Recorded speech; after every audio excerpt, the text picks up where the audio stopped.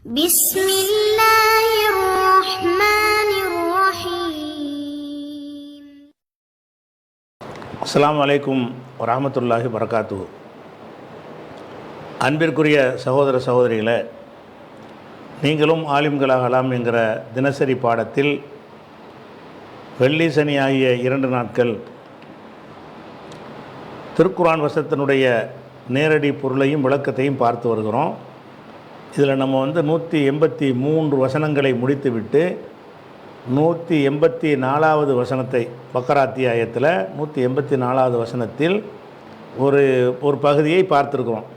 என்ன பார்த்தோம் என்று சொன்னால், அலல்லதீன யுத்தீகூனஹு, இதைத்தான் நம்ம இதுவரைக்கும் பார்த்துருக்குறோம். அலல்லதீன யுத்தீகூனஹு, யார் அந்த நோன்புக்கு சக்தி பெறுகிறார்களோ அவர்கள் மீது கடமை ஃபிதியத்துன், ஃபிதியா கடமை. ஃபிதியத்துன்னா ஒரு பரிகாரம், அது கடமை. அந்த பரிகாரம் என்ன? தாமு மிஸ்கீன், ஒரு ஏழைக்கு உணவளித்தல் கடமைன்னு வருது. இந்த வசனத்தில் என்ன சொல்லப்படுதுன்னா, சக்தி உள்ளவங்க நோன்பு வைக்காமல் ஃபிதியா கொடுக்கலாம். இப்போ கொடுக்கலாமான்னா கொடுக்கக்கூடாது. துவக்கத்தில் ஆரம்பத்தில் நோன்பு கடமையாக்கும் போது அல்லாஹ் இந்த ஒரு சலுகையை ஒரு ஆண்டுக்கு மட்டும்தான் கொடுத்துருந்தான். அடுத்த ரமலானுக்குலாம் அந்த சலுகையை கொடுக்கலை. அது எப்படி தெரியுதுன்னு கேட்டால், இதில் இப்னு அப்பாஸ் இருக்கார்ல, இப்னு அப்பாஸுங்கிற ஒரு சஹாபி, அவர் என்ன செய்கிறாருன்னா, இந்த வசனத்துக்கு விளக்கம் சொல்லும் பொழுது இது மாற்றப்பட்டதெல்லாம் கிடையாது, இதைத்தான் அதிகமான அறிஞர்கள் ஆதாரமாக எடுத்துக்கொண்டு என்ன செய்கிறாங்கன்னு கேட்டால், இது மாற்றப்படலை, இன்றைக்கும் ஃபிதியா கொடுக்கலாம். யார் கொடுக்கலாம்னு கேட்டால், இயலாதவர்கள் கொடுக்கலாம். அவர் என்ன சொல்கிறாருன்னு கேட்டால், காலை இப்னு அப்பாஸ் சொல்கிறாரு, லைசத்வி மன்சூகத்தின், இது மன்சூக் இல்லை. மன்சூர் எல்லாரும் மன்சூக்னு சொல்கிறாங்க. இப்னு அப்பாஸ் மட்டும் என்ன சொல்கிறாருன்னு கேட்டால், லைசத்து, இந்த ஆயத்து மன்சூகத்தின் மன்சூகத்தின், மாற்றப்பட்டது இல்லை.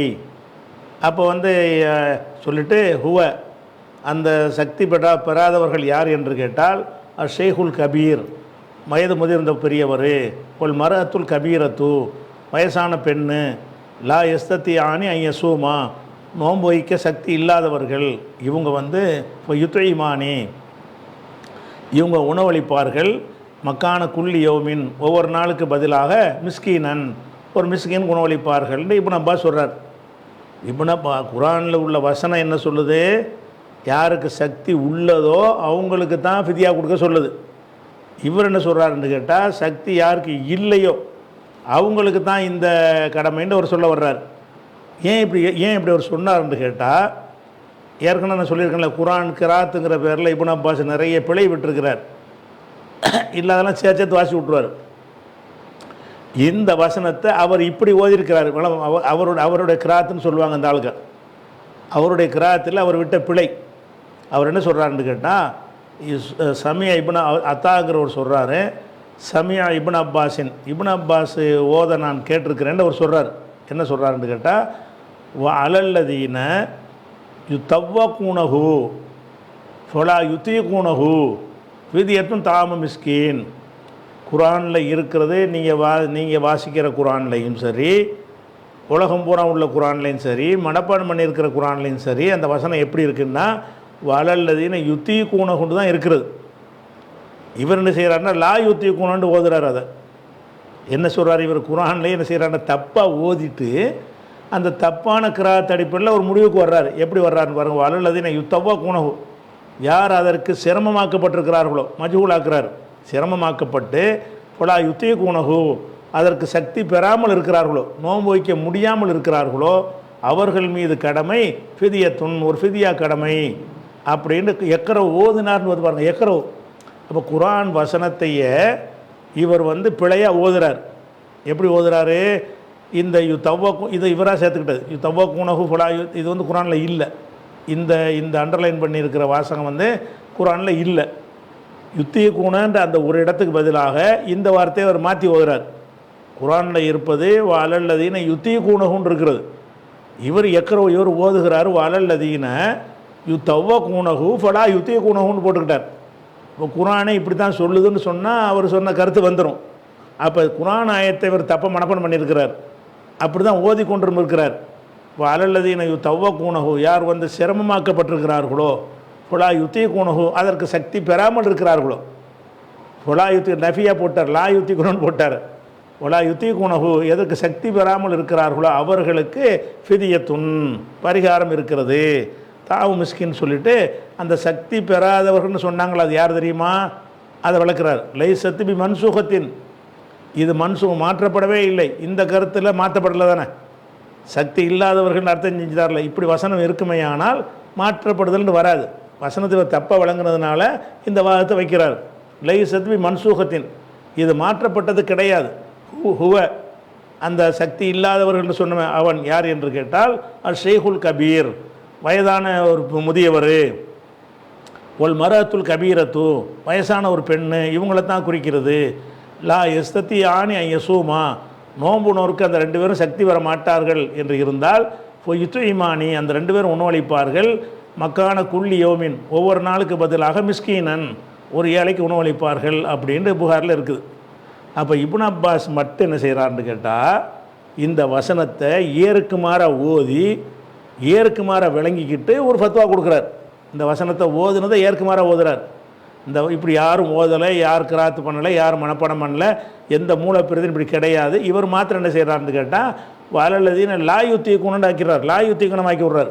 யுத்தி குணம்ல லாவை சேர்த்து உடன்பாடாக இருக்கிறத எதிர்மறை ஆக்கி ஓதிப்புட்டு, அப்போ சக்தி இல்லாதவங்களுக்கு ஃபிதியாக கொடுக்கணும்னு வருதில்ல, சக்தி இல்லாதவர்களுக்கு வந்து ஃபிதியா இப்போவும் தானே கொடுக்கணும் அப்படின்னு அவர் நினைத்து கொண்டு என்ன செய்கிறாருன்னா, சக்தி இல்லாதவங்கன்னா வயசான பெரியவங்களுக்கு சொல்லப்படும், அவங்க வந்து ஃபிதியா இப்போவும் தான் கொடுக்கணுங்கிறார். இவர் சொன்ன மாதிரி வசனம் இருக்குமே ஆனால் அது அந்த அர்த்தம் தான் வரும். வசனம் அப்படி இல்லையே, அலல்லதீன யுத்தி குணம்னு தானே இருக்கிறது. ஆனால் இதை புகாரி தமிழாக்கம் போட்டிருக்கிறாங்கல்ல, அதை வாய்ச்சியல்னா உங்களுக்கு விளங்காது. ஒழுங்காக மொழி உளறி விட்டுருக்காங்க. இந்த தமிழாக்கத்தில் இப்னு அப்பாஸ் வந்து என்ன சொல்கிறாருங்கிறத வந்து புரிகிற மாதிரி எழுதலை. இந்த வசனத்தை இப்படி பிழையாக ஓதினார்னு குறிப்பிடாமல் அந்த அலல்லதீன யுத்தி கூண லா யுத்த அதெல்லாம் விட்டுட்டு என்ன செய்கிறாங்க, இந்த வசனத்தை இப்னு அப்பாஸ் இப்படி ஓதினார் என்று மொழிபெயர்க்காமல் யாருக்கு சக்தி உள்ளதோ அவர்களுக்கு ஏழைக்கு உணவளிக்கணும் என்ற வசனத்தை பற்றி இப்னு அப்பாஸ் விளக்கும் போதுன்னு சொல்லியிருக்கிறாங்க. அந்த மொழிபெயர்ப்படுத்தி பார்த்தாலே இந்த கருத்து உங்களுக்கு விளங்க இயலாது. புகாரி தமிழாக்கத்தை பார்த்தீங்கன்னு சொன்னால் இதில் என்ன கருத்து சொல்லப்படுதோ அதை அவங்க சொல்லியிருக்க மாட்டாங்க. அதுக்காக இந்த ஹதீஸை வரிக்கு வரி வாட்சி நீ அர்த்தம் புரிஞ்சு வச்சுக்கணும். அத்தாயின் அத்தா அறிவிக்கிறாரு, அவர் சமிய இப்னு அப்பாஸின் எக்கரவு, இப்னு அப்பாஸ் ஓதும்போது செவியுற்றார். இப்னு அப்பாஸ் ஓதும்போது என்ன செய்கிறார், அவர் செவி கொடுக்குறார். என்ன ஓதுறார் இப்னு அப்பாஸு? அலல்லதீன யு தவ்வி கூணகு, யு தவ்வ கூணகு, யார் சிரமப்படுத்தப்படுகிறார்களோ, ஃபலா யுத்தி கூணகு, அதுக்கு சக்தி பெற மாட்டார்களோ நோம்புக்கு, அவர்கள் மீது கடமை ஃபிதியத்துன், ஃபிதியா கடமை, தாவு மிஸ்கின் என்று ஓதினார். அப்படி ஓதிட்டா என்ன அர்த்தம் வந்துடுது? சக்தி இல்லாதவங்களுக்கு ஃபிதியா கடமைன்னு வந்துடுது. அப்போ சக்தி இல்லாதவங்க ஃபிதியா கொடுக்கணும்னா அது மாற்றப்படல தானே. அவருடைய கருத்து பிரகாரம் இந்த வசனத்தில் லா யுத்திக்கணும்னு இருந்திருக்குமே, ஆனால் அவர் சொல்கிறது அப்படியே கரெக்டு. ஆனால் இவர் கிராத்தை தப்பாக ஓதிவிட்டார். குர்ஆனை வந்து தப்பாக மனப்பாடம் பண்ணி வச்சுக்கிட்டு தப்பாக ஓதிட்டு இல்லாதெல்லாம் சேர்த்து ஓதிவிட்டு இதிலிருந்து சட்டம் சொல்கிறார். யாருக்கு சக்தி இல்லையோ அவர்களுக்கு ஃபிதியாண்டெல்லாம் சொல்கிறான். அப்போ சக்தி இல்லாதவங்க இன்றைக்கும் ஃபிதியா கொடுக்க தான் வேணும் அப்படின்னு சொல்லி இவர் சொன்னார்ல. இதை வச்சுக்கிட்டு தான் மதுஹபில் உள்ளவங்க எல்லாருமே என்ன செய்கிறாங்க, வயசானவங்க அவங்களுக்கெல்லாம் ஃபிதியா இருக்குன்னு சொல்கிறாங்க. ஆனால் குர்ஆனில் அப்படி இல்லை. இப்னு அப்பாஸ் வந்து குர்ஆனில் இல்லாத போட்டு சொல்லி தான் இந்த விளக்கத்தை கொடுக்குறார். குர்ஆனில் வந்து தப்பாக ஓதியிருக்கிறார், குர்ஆனில் இல்லாத சேர்த்துருக்கிறார், உடன்பாடை எதிர்மறை ஆக்கியிருக்கிறார். இப்படியெல்லாம் தவ்வ கூணன்னு இல்லாத சேர்க்குறாரு, யுத்தி கூணங்கிறதுல வந்து லா யுத்தி கூணன்னு ஆக்குறாரு. இந்த மாதிரிலாம் செஞ்சால் அந்த அர்த்தம் வரத்தான் செய்யும். ஆனால் குர்ஆனில் உள்ளபடி இந்த அர்த்தம் வராது. அப்படி இதை சட்டமாக ஆக்கினார்களே ஆனால் அப்போ இப்னு அப்பாஸ் சொல்கிற மாதிரி உங்கள் குர்ஆன் வசனத்தை மாற்றணும். இப்னு அப்பாஸ் சொல்கிற மாதிரி குர்ஆனுடைய வசனத்தை என்ன அவங்க ஓதணும். ஓதுவாங்களா? வாழல்லது நீங்கள் தவ்வ கூணகும் பலா எத்தி கூணகுண்டு ஓதினார்களே ஆனால் தான் இப்னு அப்பாஸுடைய வாதத்தை ஏற்றுக்கொள்ள முடியும். இப்னு அப்பாஸ் வந்து வசனம் ஒன்று சொல்லுது, இவர் வேறு மாதிரியாக ஓதிவிட்டு என்ன செய்கிறார், விளக்கம் கொடுக்குறார். அதனால் வந்து லா யுத்தி கூணன்னு கிடையாது, யுத்தி கூணம் தான். இப்னு அப்பாஸ் சொல்வது முற்றிலும் தவறு, பெருந்தவறு. குரானில் இல்லாத குரானில் உள்ள சொல்லி, அதனால் இன்றைக்கி வரைக்கும் சக்தி இல்லாட்டி ஃபிதியா கொடுக்க தான் வேணும், இது மாற்றப்படலை அப்படின்னு சொல்லிட்டாரா. ஆனால் இதில் நம்ம கவனிக்கணும், கொஞ்சம் சிந்திச்சு பார்த்தா கூட சக்தி இல்லாதவனுக்கு யாரெல்லாம் ஃபிதியாவை சொல்லுவானா? இப்னு அப்பாஸ் மனப்பாடத்தையும் சரியாக பண்ணலை, கொஞ்சம் சிந்தனையை செலுத்தி பார்த்துருந்தா கூட அவனுக்கு சக்தி இல்லை, நோம்பே கடமை இல்லை, அவன் எதுக்கு ஃபிதியா கொடுக்கணும்னு யோசிக்க மாட்டேங்கிறார். அப்படி யோசித்து பார்த்துருந்தா கூட அந்த குரானில் பிழையாவது அவர் அறிந்திருப்பார். அந்த கருத்தையும் அவர் யோசிக்கலை, குரான் மூலப்பெறுதில் என்ன இருக்குன்னு யோசிக்கலை, எல்லாரும் இப்படி மனப்பாடம் பண்ணுறாங்கன்னு யோசிக்கலை. அவராக நினைஞ்சிட்டார், தப்பாக ஏதோ ஒரு வாசகத்தை மனப்பாடம் பண்ணிக்கிட்டு அதுக்கு தகுந்த மாதிரி விளக்கம் கொடுத்துருக்கிறார் என்பதை பார்க்குறோம். இப்போ சரியான விளக்கம் என்ன அப்படின்னு பார்த்தீங்கன்னா, இப்னு உமர் அவங்க 4506 இப்னு உமர் சொல்கிறாங்க, ஃபிதியத்துன் தாவு மிஸ்கின் இந்த வசனத்தை ஓதி விட்டு சொல்கிறாங்க, காலஹிய மன்சூகத்துன், இது மாற்றப்பட்டு விட்டது. நோம்புக்கு சக்தி உள்ளவங்க நோன்பு வைக்காமல் ஃபிதியா கொடுக்கலாம், அது இப்போ கிடையாது. இப்போ ஃபிதியாங்கிற டாப்பிக்கே கிடையாது. சக்தி உள்ளவங்க நோன்பு தான் வைக்கணும், நோன்பு வைக்க தான் உனக்கு சக்தி இருக்குதுல்ல, இப்போ நோன்பு தான் நீ வைக்கணும் அப்படிங்கிறதுனால இது மாற்றப்பட்டுருச்சுன்னு யார் சொல்கிறா? இப்னு உமர் சொல்கிறாரு, இவர் கரெக்டாக சொல்கிறார். அதே மாதிரி 4507 சலமாங்கிற சஹாபி சொல்கிறாங்க,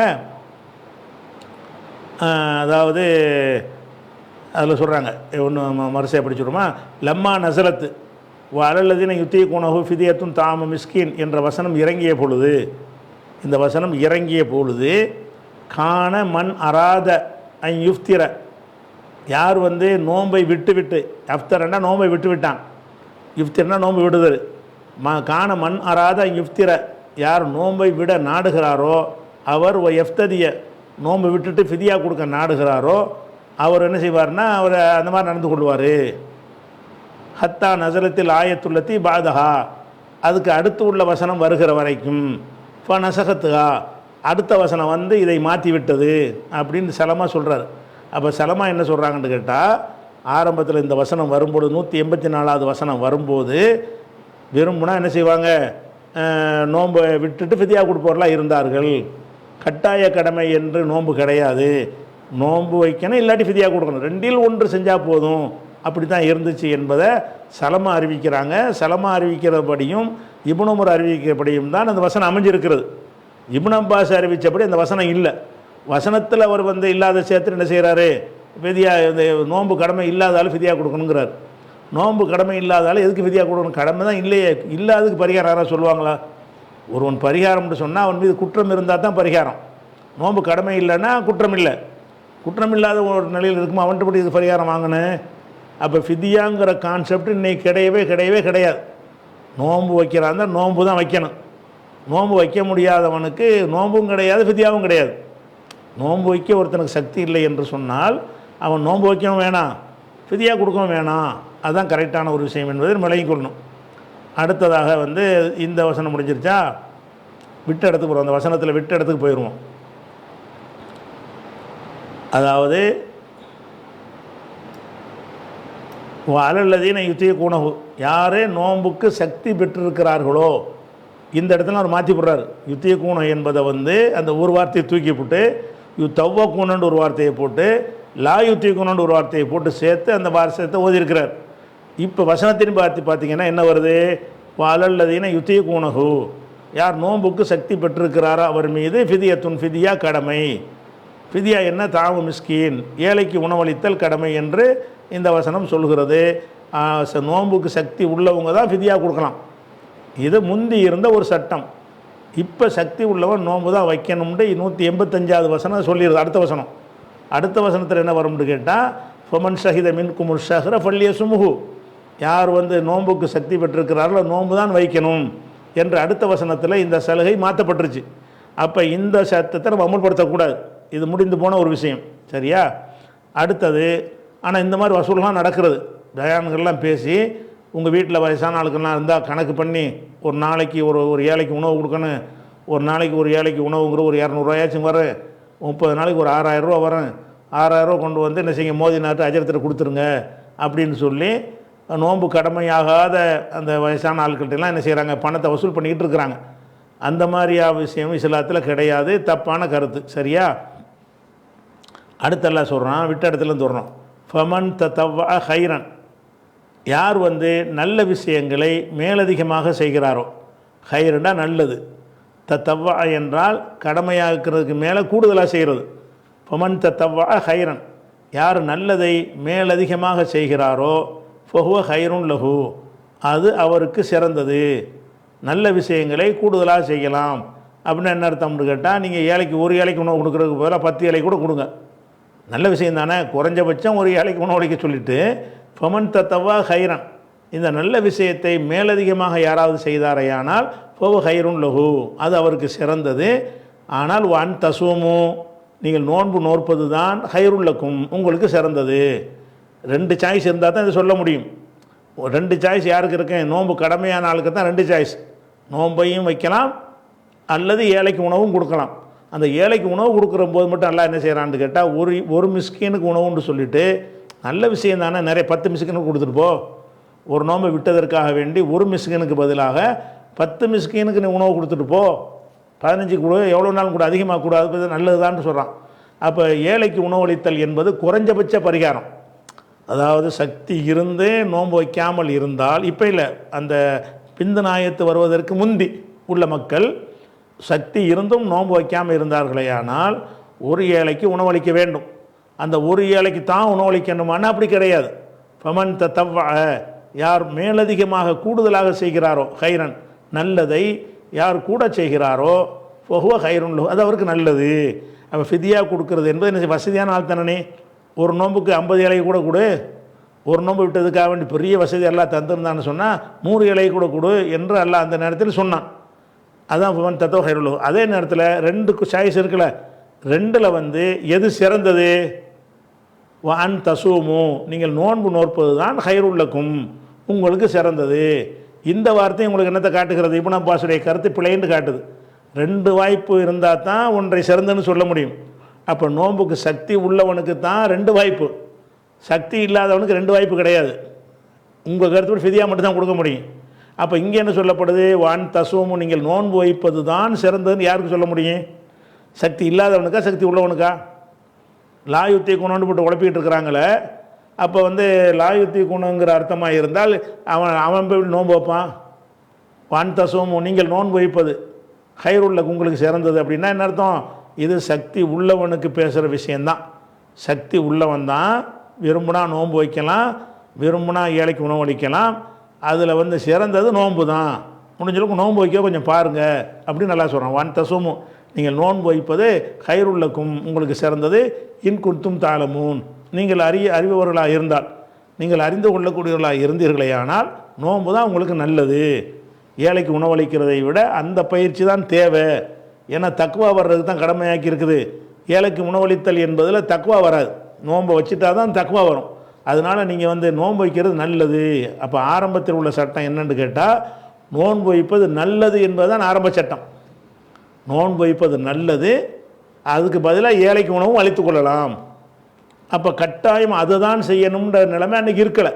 துவக்கத்தில் கடமையாக்கும் பொழுது நோன்பு கடமை தான், ஆனால் நோன்பை தான் வைக்கணும்னு, அதுக்கு பதிலாக ஏழைக்கு உணவு கொடுத்தா நோன்பு வச்ச மாதிரி அப்படின்னு சொல்லிட்டு எல்லாம் என்ன செய்கிறான், அதை சொல்கிறான்.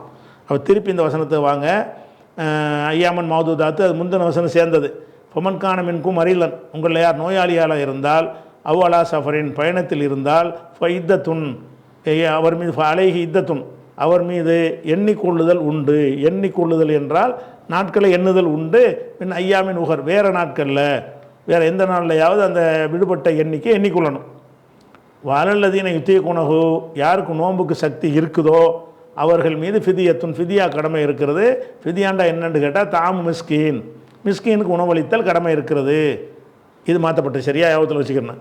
ஃபமன் தத்தவ்வா ஹைரன், இந்த நல்ல விஷயத்தை கூடுதலாக செஞ்சால், ஒரு ஏழைக்கு உணவு கொடுப்பதுன்னு சொல்லியாச்சு, அது நல்ல காரியம். அதை கூடுதலாக செஞ்சால், ஒரு நோம்புக்கு 5 ஏழைக்கு உணவு அளித்தால் ஓ ஹைருன் லஹு, அது அவனுக்கு நல்லது, மிகச் சிறந்தது. ஒன்று கணக்கு பார்த்துட்டு இருக்காது, நல்ல காரியம் தானே, நல்லா அள்ளி கொடுங்க அப்படின்னு சொல்கிறான். அப்படி சொல்லிவிட்டு இருந்தாலும் இந்த ஏழைக்கு உணவளித்தல்ங்கிறது ஃபஸ்ட்டு சாய்ஸு கிடையாது. எது ஃபஸ்ட்டு சாய்ஸ்னால் நோன்பு தான். வான் தசூமு, நீங்கள் நோன்பு வைப்பது ஹைருல்லக்கும், உங்களுக்கு சிறந்தது. இன் குன்தும் தாலமூன், நீங்கள் அறிந்து கொள்வர்களாக இருந்தால் இதுதான் நல்லது, நல்லா சொல்லிட்டான். அப்போ இதில் குறித்த விஷயங்கள்லாம் பார்த்துட்டோமா? இப்போ வந்து அடுத்த வசனத்துக்கு போயிடுறோம். 185க்கு போயிடுறோம். இதில் என்ன வருதுன்னு கேட்டால் அந்த வசனத்தை வாசிக்கிறதுக்கு முன்னாடி இந்த வார்த்தையை பாருங்கள். இதுதான் அதை மாற்றுது.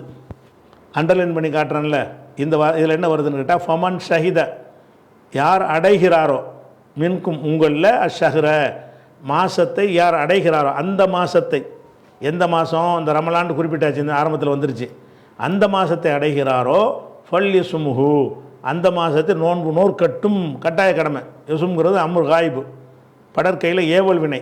ஏவல் வினைன்னா என்னது? கட்டளையை குறிக்கும் அது. அப்போ யார் அது மாதத்தை அடைகிறாரோ அவர் நோன்பு வைக்கட்டும். ஃபிதியா க்ளோஸ், இனிமேல் ஃபிதியா கிடையாது. நோம்பு விட்டு ஏழைக்கு உணவு கொடுத்துட்டு இருந்தீங்கல்ல, அந்த டாபிக் இனிமேல் கிடையாது என்று இந்த வசனம் வந்துச்சு. இந்த வசனம் வந்த பிறகு அந்த வேலையை விட்டுட்டாங்க. சஹாபாக்கள்ல சில பேர் நோன்பு வைப்பாங்க, சில பேர் வைக்காமல் என்ன செய்வாங்க, வைக்காமல் சக்தி உள்ளவங்க வைக்காமல் என்ன செய்வாங்கன்னு கேட்டால் ஏழைக்கு பரிகாரம் கொடுத்துக்கிட்டு இருந்தாங்க. எது வரைக்கும் இருந்தாங்க? இந்த வசனம் இறங்குற வரைக்கும். அப்போ நல்லா என்ன பண்ணிட்டான், மாதத்தை அடைஞ்சிட்டா நோன்பு தான் வைக்கணும்ட்டான். ஃபமன் ஷஹித மின்கும் ஷஹ்ர, அந்த மாதத்தை உங்களில் யார் அடைகிறாரோ ஃபல் யசுமுஹு, அவர் நோன்பே நோற்கட்டும், கட்டாய கடமை. அந்த எது இப்போ இல்லை, ஃபித்யா இல்லை. இப்போ 185வது வசனம் 184வது வசனத்தில் உள்ள அந்த ஒரு பகுதியை, அந்த ஒரு துண்டை மாற்றி விட்டது. இப்போ வசனத்துடைய ஆரம்பத்தை அர்த்தம் பண்ணுவோம். ஷஹ்ரு ரமலான, ரமலான் மாதம். ஷஹ்ரு ரமலான என்னது? ரமலானுடைய மாதம். அல்லது உன்சில பிஹில் குர்ஆன், அதில் தான் குர்ஆன் அருளப்பட்டது. ஷஹ்ரு ரமலான், ரமலானுடைய மாதம். எப்படிப்பட்ட மாதம்னா அல்லது உன்சில பிஹில் குர்ஆன், அதில் குர்ஆன் அருளப்பட்டுச்சே அந்த ரமலானுடைய மாதம். எதுக்காக வேண்டி அருளப்பட்டுச்சுன்னா ஹுதன் லின்னாசி, மனிதர்களுக்கு நேர்வழிக்காகவும், இப்போ பையினாத்தி மினல் ஹுதா, அந்த நேர்வழியை தெளிவுபடுத்தக்கூடியதாகவும் இந்த குர்ஆன் அருளப்பட்டுச்சு. இந்த குர்ஆன் அருளப்பட்டுச்சுன்னு சொல்லிவிட்டு அந்த குர்ஆனுடைய ஒரு சிறப்புகளையும் சேர்த்து அல்லாஹ் சொல்கிறான். ஷஹ்ரு ரமலான், ரமலானுடைய மாதம். அல்லது உன்சில பிஹில் குர்ஆன், அதில் தான் குர்ஆன் அருளப்பட்டது. ரமலான் மாதம்னு சொல்லிவிட்டு அதில் தான் குர்ஆன் அருளப்பட்டது. குர்ஆன் அருளப்பட்டுச்சுன்னா அந்த மாதத்துக்கு ஒரு தனி சிறப்பு வந்துடும். ஏன் சிறப்பு வரும்னு கேட்டால் குர்ஆனுக்கு அப்படி சிறப்பு இருக்குது. என்ன சிறப்பு? ஹுதன் லின்னாசி, மனிதர்களுக்கு நேர்வழிக்காக குர்ஆன் அருளப்பட்டது. எதற்காக அருளப்பட்டது? ஹுதன் லின்னாசி, மக்களுக்கு நேர்வழி காட்டுவதற்காக குர்ஆன் அருளப்பட்டது. நேர்வழின்னா எப்படி நேர்வழி காட்டும் என்றால் அந்த நேர்வழியை தெல்ல தெளிவாக காட்டும், குழப்பமான இருக்காது. பையினாத்தின், தெல்ல தெளிவான விளக்கங்களாக, மினல் ஹுதா, நேர்வழியில் தெல்ல தெளிவான விளக்கமாக குர்ஆன் அருளப்பட்டது. நேர்வழியாகவும் இருக்கிறது, அந்த நேர்வழி தெல்ல தெளிவாகவும் இருக்கிறது. ஒல் ஃபுர்கான், அது ஃபுர்கான்னா ஃபரக்கன்னா பிரித்தான். ஃபரக்கன்னு சொன்னால் இப்போ 2 பேர் சேர்ந்துருக்கிறாங்க, பிரிக்கிறது. அப்போ ஃபரக்கன்னா பிரித்தான், ஃபுர்கான் என்பது அதனுடைய மஸ்தர், பிரித்தல். மஸ்தராக இருந்தாலும் இதுக்கு மஸ்தருடைய அர்த்தம் கிடையாது. மஸ்தருக்கு சில இடங்கள் என்ன வரும், இஸ்முல் ஃபாயிலுடைய அர்த்தம் வரும், இஸ்முல் மஃபூலுடைய அர்த்தமும் வரும். ஃபுர்கான் என்று சொன்னால் ஃபாரிகுன், ஃபாரிகுன் என்றால் பிரித்து அறியக்கூடிய, பிரித்து காட்டக்கூடியது. ஃபுர்கான்கிற வார்த்தைக்கு நேரடி அர்த்தம் பிரித்தல்ன்ற அர்த்தம். ஆனால் இந்த குர்ஆன் என்ன செய்யும்னு கேட்டால் இது ஹக்கு, இது பாத்தில் என்று பிரிக்கும். இது சத்தியம், இது அசத்தியம்னு பிரிக்கும். இது நேர்வழி, இது தவறான வழின்னு பிரித்து காட்டும். அதனால் குர்ஆனுக்கு இன்னொரு பேர் என்னென்னா ஃபுர்கான். ஃபுர்கான் என்று சொன்னால் சத்தியத்தையும் அசத்தியத்தையும் பிரித்து காட்டக்கூடியது. ஃபுர்கானுக்கு மஸ்தருடைய அர்த்தம் தான் இருக்குது. ஆனால் இந்த இடத்துல இஸ்முல் ஃபாயிலுடைய அர்த்தம். ஃபுர்கான் என்று சொன்னால் பிரித்து காட்ட, ஃபாரிக்குன்னு அர்த்தம். அல் ஃபாரிக்கு பைனல் ஹக்கை உல் பாத்திலி, பாத்திலையும் ஹக்கையும் பிரித்து காட்டக்கூடியது அப்படின்னு இந்த ஃபுர்கானுக்கு அர்த்தம். அப்போ அல்லாஹ் என்ன செய்கிறான்னு கேட்டால் இந்த வசனம் மறுபடியும் வாங்க அர்த்தம் செய்வோம். ஷஹ்ரு ரமலான், ரமலானுடைய மாதம்.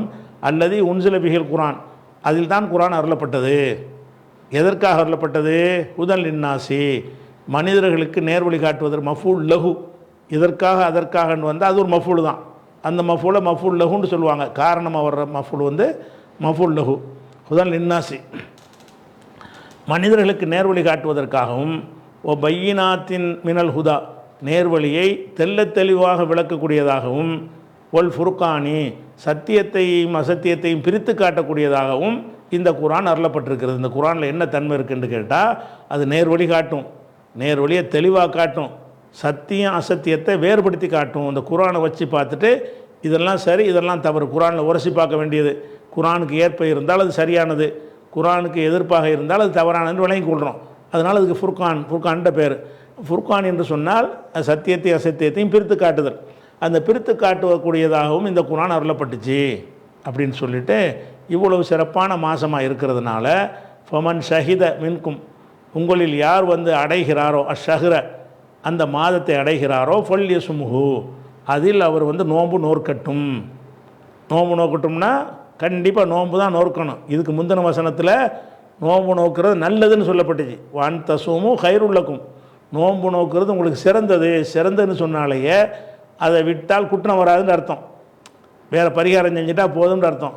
இங்கே என்ன வந்துருச்சு, கம்பல்சரி வைக்கணும்னு வந்துருச்சு. ஃபல் யஸ்முஹு, கண்டிப்பாக நோன்பு வைக்கட்டும் அப்படின்னு சொல்லிட்டு அதில் விதிவிலக்கு சொல்லப்படுது. ஒமன்கான மரீலன், யார் நோய்வாய்ப்பட்டிருக்கிறாரோ, அவ் அலா சஃபரின், அல்லது பயணத்தில் இருக்கிறாரோ, ஃபைத்தத்துன் மின் ஐயாமின் உஹர், அதே தான் வேறு நாட்களை எண்ணிக்கொள்ள வேண்டும் சொல்லிவிட்டு அல்லாஹ் என்ன சொல்கிறான்னா, யுரீதுல்லாஹு பிக்குமுல் யுஸ்ர, யுரீதுல்லாஹு, அல்லாஹ் நாடுகிறான், பிக்கும் உங்களுக்கு நாடுகிறான், அல் யுஸ்ர, லேசானதை நாடுகிறான். கஷ்டத்தை நாடுனா பயணத்தில் நோன்பு வைன்னு சொல்லியிருப்பான். கஷ்டத்தை நாடுனா நோயாளியாக இருந்தாலும் நோன்பு வைன்னு சொல்லியிருப்பான். அவன் லேசாக நாடுறதுனால என்ன பண்ணுறான்னு கேட்டால், இல்லாட்டி இன்னொரு நாள் வச்சுட்டு போ, முடிஞ்சால் வை, முடியாட்டி வேறு நாளில் வை, லேசு தானே இது. அப்போ யுரீதுல்லாஹு பிக்கும், உங்களுக்கு அல்லாஹ் நாடுகிறான், அல் யுஸ்ர, யுஸ்ருன்னா லேசு, லேசானதை நாடுகிறான். ஒலா யுரீது பிக்கும், உங்களுக்கு அவன் நாடுவது இல்லை, அல் உஸ்ர, கஷ்டத்தை நாடுவதில்லை. ஏன் ஒலி துக்குமீனுள் இத்தத்தை, எதுக்காக வேண்டி நீங்கள் இதை நோன்பு வைக்கணும்னு கேட்டால், ஒலி துக்குமீனுள் இத்தத்தை எண்ணிக்கையை பூர்த்தி செய்வதற்காகவும், எண்ணிக்கையை பூர்த்தியாக்கணும். நோன்புங்கிறது வந்து முழுமையாக நம்பர் பூர்த்தி ஆகணும், ஒரு மாதங்கிறது பூர்த்தி ஆகணும். எதுக்காக வேண்டி வேறு நாளில் வைக்க சொல்கிறான்னு கேட்டால், நம்பர் பூர்த்தி ஆகணுங்கிறதுக்காக வேண்டி. அதாவது ரமலானில் ஒரு 5 நாள் நோய்வாய்ப்பட்டீங்க, நோன்பு வைக்கலை, அதோடு உங்களை சும்மா விட்டோம்னு சொன்னால் எண்ணிக்கை பூர்த்தி ஆகாது. அதை வேறு நாளில் வையின்னா எண்ணிக்கை பூர்த்தி ஆயிரும். அப்போ எண்ணிக்கை பூர்த்தியாக்குவதற்காகத்தான் இது என்ன செய்யப்பட்டிருக்கு, வேறு நாளில் வைக்க சொல்லுது. வேறு நாளில் வைக்க சொல்கிற காரணம் என்னென்னு கேட்டால், இந்த எண்ணிக்கை எனக்கு அவசியம், ஒரு மாதங்கிற எண்ணிக்கை எனக்கு தேவை. நீ வந்து 10 நாள் நோய்வாய்ப்பட்டாலும் என்ன செய்யணும், எனக்கு அந்த எண்ணிக்கையை முழுமைப்படுத்தணும். நேரம் காலம்லாம் முக்கியம் கிடையாது, வேறு நாளில் கூட வச்சுக்க, வேறு மாதம் கூட வச்சுக்க, எனக்கு நம்பர் தான் முக்கியம்னு எல்லாம் சொல்கிறான். ஒளி துக்குமிலோ, நீங்கள் வந்து பூர்த்தி செய்வதற்காக, அல் இத்தத்தை எண்ணிக்கை, ரமலான் மாதத்தின் எண்ணிக்கையை பூர்த்தி செய்வதற்காக வேறு நாளில் வைத்து கொள்ளுங்கள். மேலும் ஒளித்து கப்பீர் உள்ளாக, அல்லாஹுவை நீங்கள் பெருமைப்படுத்துவதற்காக, எதற்காக வேண்டி, அலாமா ஹதாக்கும், அவன் உங்களுக்கு நேர்வழியில் அளித்ததற்காக அல்லாஹ்வை பெருமைப்படுத்தணும். ஒல அல்லக்கும் தஷ்குரூன், நீங்கள் நன்றி செலுத்துவதற்காக, ஒல அல்லக்கும் தஷ்குரூன, நீங்கள் நன்றி செலுத்துவதற்காகவும் இந்த நோன்பு கடமையாக்கப்பட்டிருக்கு. நோன்பு கடமையாக்கப்பட்டது காரணம் என்னென்னு கேட்டால், நேர்வழிக்காகவும் கடமையாக்கப்பட்டிருக்கு. அதே நேரத்தில் வந்து நீங்கள் விட்டுட்டீங்கன்னு சொன்னால் வேறு நாளில் வைக்கிறது லேசுக்காக உங்களுக்கு செஞ்சுருக்குறோம், அதையும் செஞ்சுருக்கோம்னு கேட்டால் எண்ணிக்கையை பூர்த்தியாக்கணுங்கிறத நோக்கம். அல்லாஹ் உங்களுக்கு நேர்வழி காட்டியிருக்கிறான்ல, அதுக்கு பெருமைப்படுத்தணும். நம்ம அந்த குர்ஆன்ங்கிறது வந்திருக்காவிட்டால் நம்ம நேர்வழியை அடைஞ்சிருக்க மாட்டோம், காட்டு மிராண்டிகளாக இருந்திருப்போம், கல் மண்ணெல்லாம் கடவுள்னு வணங்கிட்டு இருந்திருப்போம். அப்போ அந்த நேர்வழி காட்டியதற்கு அல்லாஹ்வை பெருமைப்படுத்துறதுக்கு நோன்பு.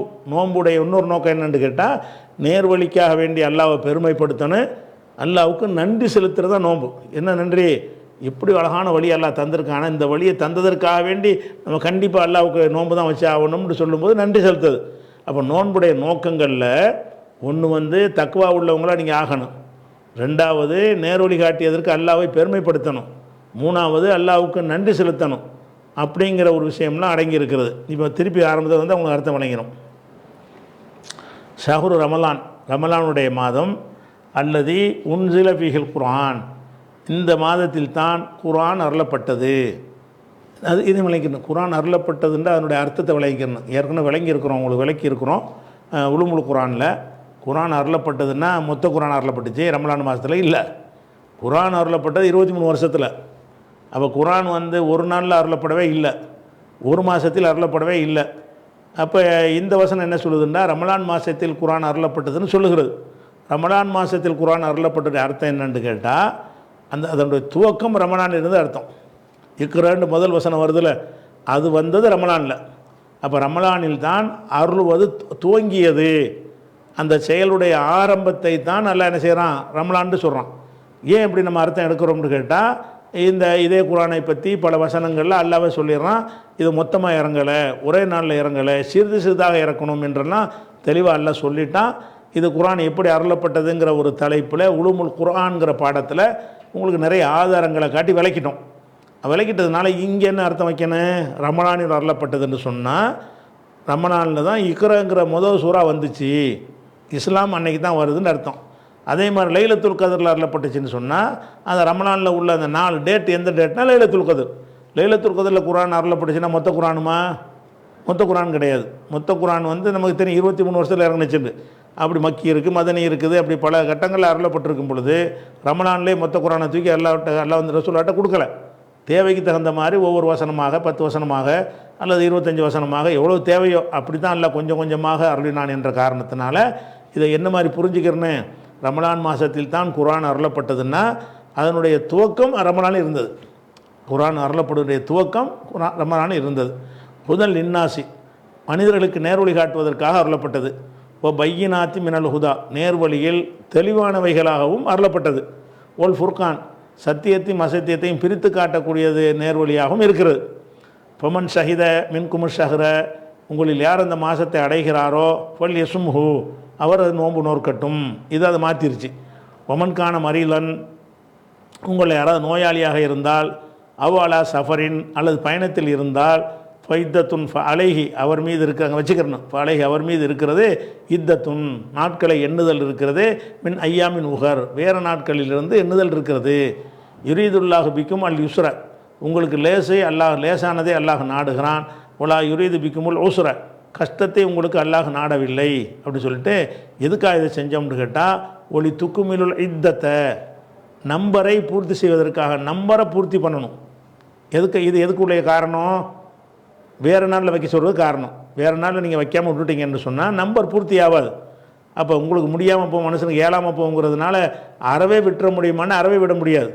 அறவே விட்டோம்னு சொன்னால் ரமலான் மாதம் நோன்பு வைக்கணுங்கிற அந்த நம்பர் பூர்த்தி ஆகாது. 29, 30 அந்த நாட்கள் வந்து பூர்த்தி ஆகணும்.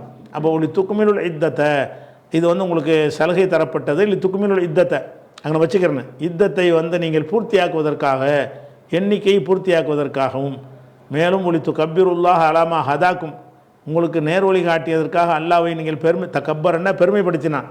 ஒளி துக்கப்பிருல்லாஹ, நீங்கள் பெருமைப்படுத்துவதற்காகவும், அலாமா ஹதாக்கும், அவன் உங்களுக்கு நேர்வழி காட்டியதற்காக, அவனை பெருமைப்படுத்துவதற்காகவும், ஒல அல்லக்கும் தஷ்குரூன், நீங்கள் நன்றி செலுத்த வேண்டும் என்பதற்காகவும் தான் இந்த வசனம் நினைஞ்சிருக்குது, அருளப்பட்டிருக்குன்னு சொல்லிடுறான். நோன்பு கடமையாக்கப்பட்டிருக்குண்டு. இதில் வந்து இந்த ஃபமன் ஷஹித மின்குமு ஷஹ்ரன் இருக்குல்ல, இந்த விஷயத்தில் வந்து முக்கியமான சில விளக்கங்கள் இருக்கிறது. இந்த ஒரு வார்த்தையில் மட்டுமே, இந்த அண்டர்லைன் பண்ணி காட்டணும்ல, அந்த வார்த்தையில் முக்கியமான விளக்கம் என்னென்னு கேட்டால், இன்றைக்கு பிறை சம்பந்தமாக பல குழப்பங்கள் இருக்குது பாருங்கள். அத்தனை குழப்பங்களுக்கும் மரணாடி குடிக்கக்கூடிய பிறை குறித்து நம்ம என்ன மாதிரி முடிவு எடுக்கணும் என்பதை விளக்கக்கூடியதாக இந்த ஒத்த வரி என்ன செய்தது அமைந்திருக்கிறது. அது குறித்த முழு விளக்கத்தை இன்ஷா அல்லாஹ் என்ன செய்வோம், நம்ம அடுத்த வாரம் பார்ப்போம். அஸ்ஸலாமு அலைக்கும்.